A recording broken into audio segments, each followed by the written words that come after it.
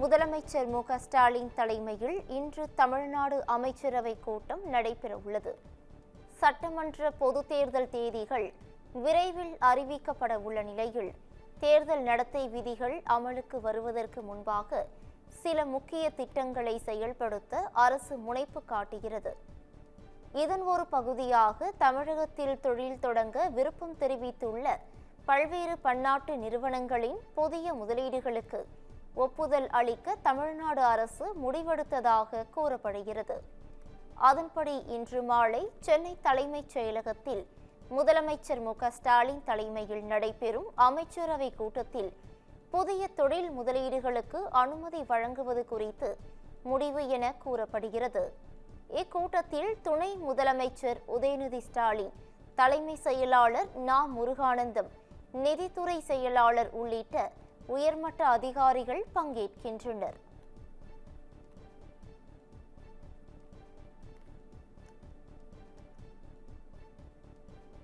இரண்டாயிரத்து 26 சட்டப்பேரவை தேர்தலில் தொகுதிகள் ஒதுக்குவது தொடர்பாக மதிமுக, மக்கள் நீதி மய்யம், மனிதநேய மக்கள் கட்சி ஆகியவற்றுடன் திமுக தொகுதி பங்கீட்டு குழு இன்று பேச்சுவார்த்தை நடத்துகிறது.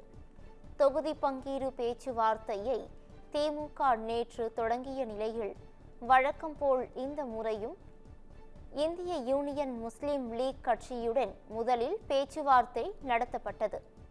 இதில் அக்கட்சிக்கு 2 தொகுதிகளை மட்டுமே ஒதுக்க திமுக முன்வந்ததாக கூறப்படுகிறது. இந்த நிலையில் இன்று மதிமுக, மக்கள் நீதி மய்யம், மனிதநேய மக்கள் கட்சி ஆகிய கட்சிகளுடன் பேச்சுவார்த்தை நடத்தப்படுகிறது. இதில் மதிமுகவுக்கு 5 தொகுதிகளும், மக்கள் நீதி மய்யத்திற்கு 3 தொகுதிகளும், மனிதநேய மக்கள் கட்சிக்கு 2 தொகுதிகளையும் ஒதுக்க திமுக திட்டமிட்டு இருப்பதாக கூறப்படுகிறது. 2 நாள் பயணமாக முதலமைச்சர் மு.க.ஸ்டாலின் கன்னியாகுமரி மாவட்டத்திற்கு நாளை செல்கிறார். பிப்ரவரி 24, 25 ஆகிய 2 நாட்கள் அரசுமுறை பயணமாக கன்னியாகுமரி மாவட்டத்திற்கு முதலமைச்சர் மு.க.ஸ்டாலின் செல்ல உள்ளார். அங்கு அரசு நலத்திட்ட உதவிகள் வழங்குதல் முடிவுற்ற பணிகளை முதலமைச்சர் தொடங்கி வைக்க உள்ளார். மேலும் புதிய திட்டங்களுக்கு முதல்வர் அடிக்கல் நாட்டி பல்வேறு நிகழ்ச்சிகளிலும் அவர் பங்கேற்க உள்ளார். சென்னையில் இருந்து தூத்துக்குடிக்கு விமானம் மூலம் செல்லும் முதலமைச்சர் அங்கிருந்து சாலை மார்க்கமாக கன்னியாகுமரி செல்ல உள்ளதாக தெரிவிக்கப்பட்டுள்ளது.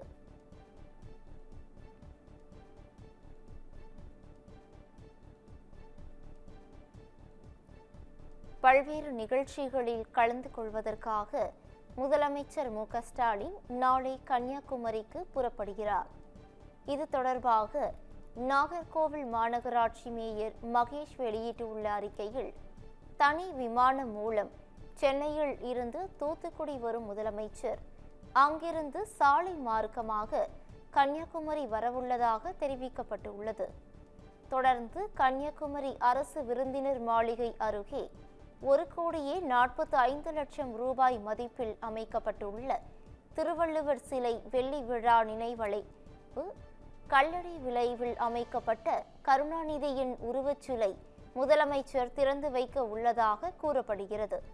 இதேபோல் புதன்கிழமை பல்வேறு அரசு நலத்திட்ட உதவிகளை வழங்க உள்ள முதலமைச்சர் முடிவுள்ள வளர்ச்சி திட்ட பணிகளை தொடங்கி வைக்க உள்ளதாகவும் தெரிவிக்கப்பட்டுள்ளது.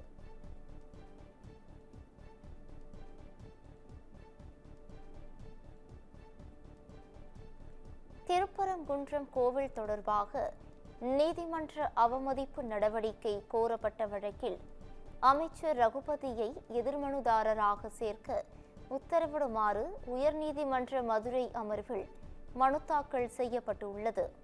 திருப்பரங்குன்றம் மலை உச்சி தூணில் கடந்த டிசம்பர் 3ஆம் தேதி கார்த்திகை தீபம் ஏற்ற உயர்நீதிமன்ற கிளை நீதிபதி ஜி.ஆர். சுவாமிநாதன் உத்தரவிட்டிருந்தார். இந்த உத்தரவு நிறைவேற்றப்படவில்லை என கூறி நீதிமன்ற அவமதிப்பின் கீழ் நடவடிக்கை எடுக்க உத்தரவிடக் கோரி ராம ரவிக்குமார் உள்ளிட்டோர் மனு தாக்கல் செய்தனர். இது தொடர்பான வழக்கு மார்ச் 2ஆம் தேதிக்கு ஒத்திவைக்கப்பட்டுள்ள நிலையில் பரமசிவம் என்ற நபர் மேலும் ஒரு புதிய இடையீட்டு மனுவை தாக்கல் செய்துள்ளார். அதில் மலை உச்சி தூணில் தீபம் ஏற்றுவதை தடுக்கவே 144 தடை உத்தரவு பிறப்பிக்கப்பட்டதாக செய்தியாளர் சந்திப்பில் அமைச்சர் ரகுபதி கூறியிருந்ததாக சுட்டிக்காட்டப்பட்டது. இதனால் அமைச்சர் ரகுபதியை இவ்வழக்கில் மற்றொரு எதிர்மனுதாரராக சேர்க்க வேண்டும் எனவும் மனுவில் குறிப்பிடப்பட்டுள்ளது. இந்த மனு விரைவில் உயர்நீதிமன்ற மதுரை அமர்வில் விசாரணைக்கு பட்டியலிடப்படும் என எதிர்பார்க்கப்படுகிறது.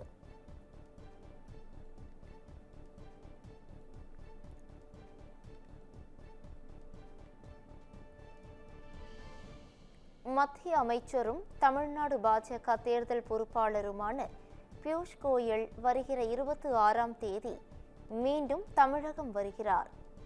சட்டப்பேரவை தேர்தல் பணிகளை தேசிய ஜனநாயக கூட்டணி தீவிரப்படுத்தியுள்ளது.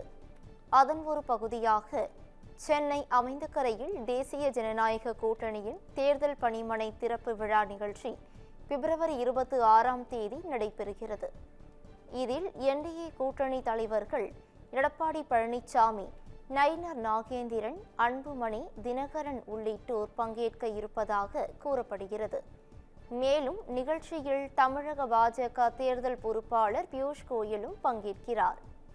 தமிழக பாஜக தேர்தல் பொறுப்பாளராக நியமிக்கப்பட்ட பிறகு இதுவரை 3 முறை தமிழகம் வந்துள்ள பியூஷ் கோயல் இந்த முறை தொகுதி பங்கீடு தொடர்பாக கூட்டணி கட்சி தலைவர்களுடன் பேச்சுவார்த்தை நடத்துவார் என கூறப்படுகிறது.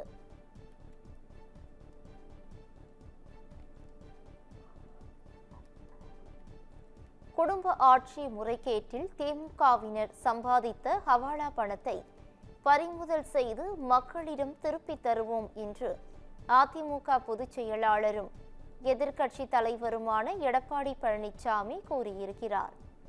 மக்களை காப்போம், தமிழகத்தை மீட்போம் என்ற தலைப்பில் அம்பத்தூர் செங்குன்றம் சாலை பகுதியில் தனது பிரச்சாரத்தை எடப்பாடி பழனிசாமி மேற்கொண்டார்.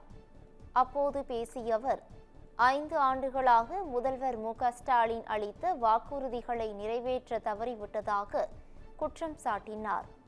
தற்போதைய ஆட்சியில் போதைப்பொருள் பயன்பாடு கடுமையாக அதிகரித்துள்ளதாக குற்றம் சாட்டிய அவர், அவர்களது ஒரே நோக்கம் கொள்ளையடிப்பது என்று சாடினார். அரசு நடத்தும் டாஸ்மாக் மதுபான கடைகளில் ஊழல் நடந்ததாக அவர் கூறினார். மீண்டும் அதிமுக ஆட்சி வந்ததும் குடும்ப ஆட்சி முறைகேட்டில் திமுகவினர் சம்பாதித்த ஹவாலா பணத்தை பறிமுதல் செய்து மக்களிடமே திருப்பித் தருவோம் என்றார்.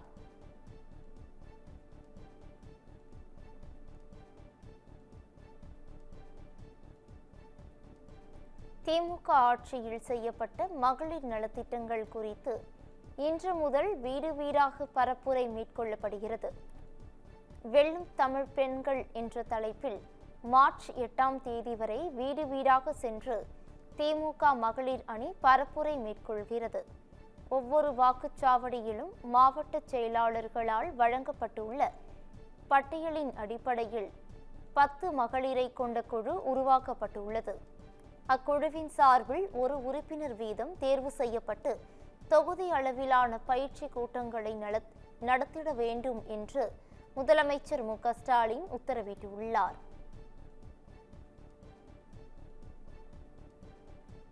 தேர்தல் வந்துவிட்டால் மத்திய புலனாய்வு அமைப்புகளை பாஜக பயன்படுத்த ஆரம்பித்துவிடும் என திமுக எம்பி கனிமொழி குற்றம் சாட்டியிருக்கிறார்.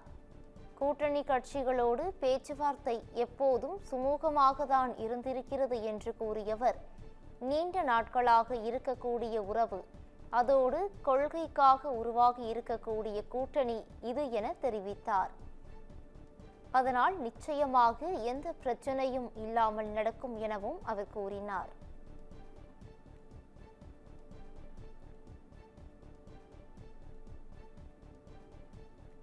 அமமுகவிற்கான தொகுதி உடன்படிக்கை பாஜக மூலம்தான் நடைபெறும் என்று அமமுக பொதுச் செயலாளர் டிடிவி தினகரன் கூறியிருக்கிறார். தான் பாஜக தலைமையிலான கூட்டணியில் இணைந்திருக்கிறேன் என்று கூறியிருக்கும் அவர், அமமுகவுக்கான தொகுதி உடன்படிக்கை பாஜக மூலம்தான் நடைபெறும் என்றும் இன்னும் அதற்கான பேச்சுவார்த்தை ஆரம்பிக்கவில்லை என்றும் தெரிவித்திருக்கிறார். தொகுதி பங்கீடு குறித்து பாஜகவுடன் பேசுவேன் என்றும் அதற்கான நேரம் இருக்கிறது என்றும் டிடிவி தினகரன் குறிப்பிட்டிருக்கிறார். அமமுகவில் தகுதியான வேட்பாளர்கள் பேரவைக்கு செல்வார்கள் என்றும் அவர் உறுதிபட தெரிவித்தார்.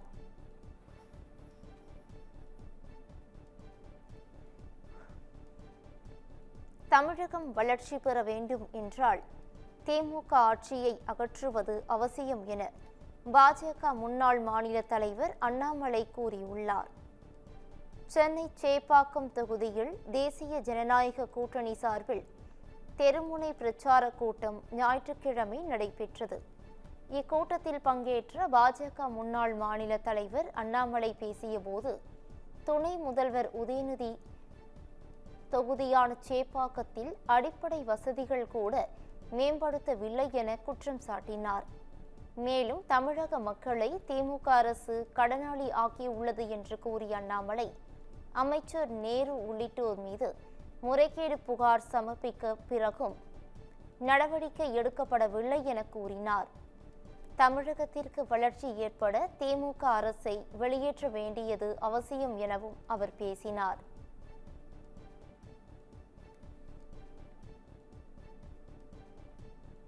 PS மேலாண்மை மற்றும் தரவு அறிவியல் எனும் 4 ஆண்டுகள் இளநிலை அறிவியல் பட்ட படிப்பை சென்னை IIT அறிமுகப்படுத்தியுள்ளது. சென்னை IIT சார்பில் ஏற்கனவே தரவு அறிவியல், electronics systems, aeronautics, space tech ஆகிய 3 PS இளநிலை அறிவியல் படிப்புகள் அறிமுகப்படுத்தப்பட்டுள்ளன. தற்போது 4வதாக மேலாண்மை மற்றும் தரவு அறிவியல் எனும் 4 ஆண்டு இளநிலை அறிவியல் படிப்பு அறிமுகப்படுத்தப்பட்டுள்ளது. +2 பொது தேர்வில் அல்லது அதற்கான சமமான கல்வி தகுதியுள்ள டிப்ளமோ முடித்தவர்கள் உட்பட எவரும் இப்படிப்பில் சேரலாம். இதை தனிப்பட்ட படிப்பாகவோ அல்லது வேறு கல்வி திட்டத்துடன் இணைந்தோ அல்லது பணியில் இருந்து கொண்டே தொடரலாம்.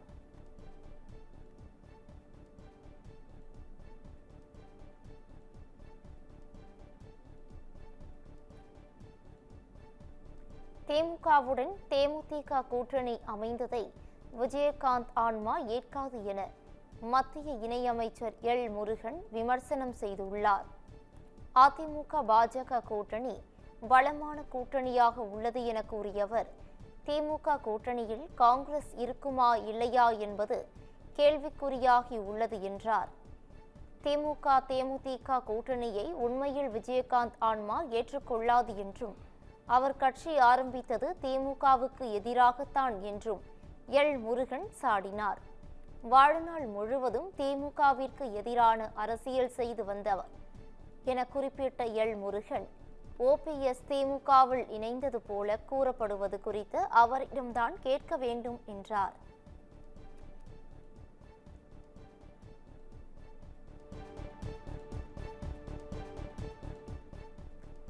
மத்திய மாநில அரசுகள் எப்போதும் இணைந்து செயல்படுவதுதான் ஒரு பகுதி முன்னேற்றத்திற்கு உறுதுணையாக இருக்கும் என குடியரசு துணைத் தலைவர் CP ராதாகிருஷ்ணன் தெரிவித்துள்ளார்.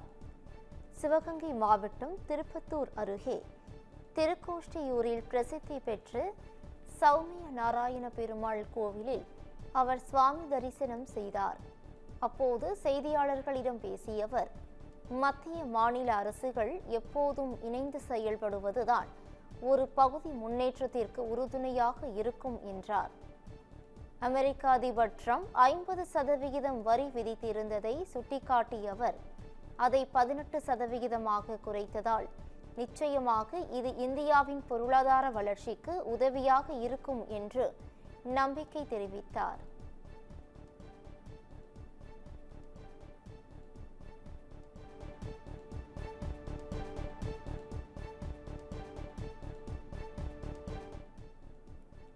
பெரம்பலூர் அருகே தரைக்கு மிக அருகில் தாழ்வாக பறந்த பயிற்சி விமானத்தால் பரபரப்பு ஏற்பட்டு பொதுமக்கள் அச்சமடைந்தனர்.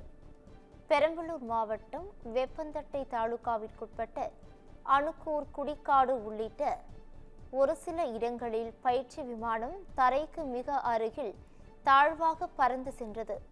திடீரென தரைக்கு மிக அருகில் தாழ்வாக பறந்த பயிற்சி விமானத்தை கண்ட பொதுமக்கள் பலர் அச்சமடைந்தனர். இதனால் அப்பகுதியில் சிறிது நேரம் பரபரப்பு ஏற்பட்டது. மேலும் தாழ்வாக பறந்து சென்ற விமானத்தை கண்ட பொதுமக்கள் செல்போனில் வீடியோ எடுத்து சமூக வலைதளங்களில் பதிவிட்டனர்.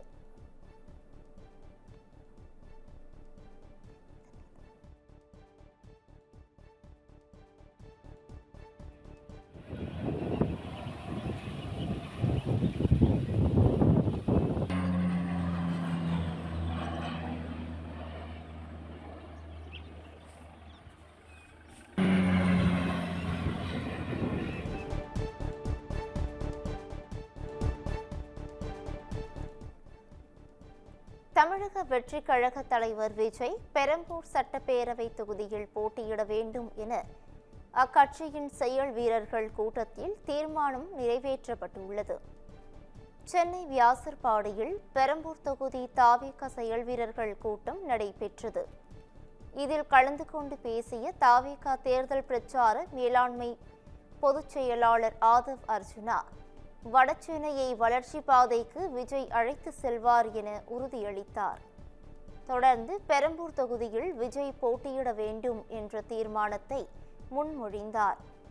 அவரை தொடர்ந்து பேசிய தாவேகா பொதுச் செயலாளர் ஆனந்த், ஆதவ் முன்மொழிந்த தீர்மானத்தை அனைவரும் ஏற்கிறோம் என கூறினார். இதையடுத்து செய்தியாளர்களுக்கு பேட்டியளித்த உயர்மட்ட நிர்வாக குழு தலைமை ஒருங்கிணைப்பாளர் செங்கோட்டையன், 234 சட்டப்பேரவை தொகுதிகளுக்கும் விஜய்தான் வேட்பாளர் என்ற முறையில் பெரம்பூர் தொகுதி செயல் வீரர்கள் கூட்டத்தில் வலியுறுத்தப்பட்டுள்ளது என தெரிவித்தார்.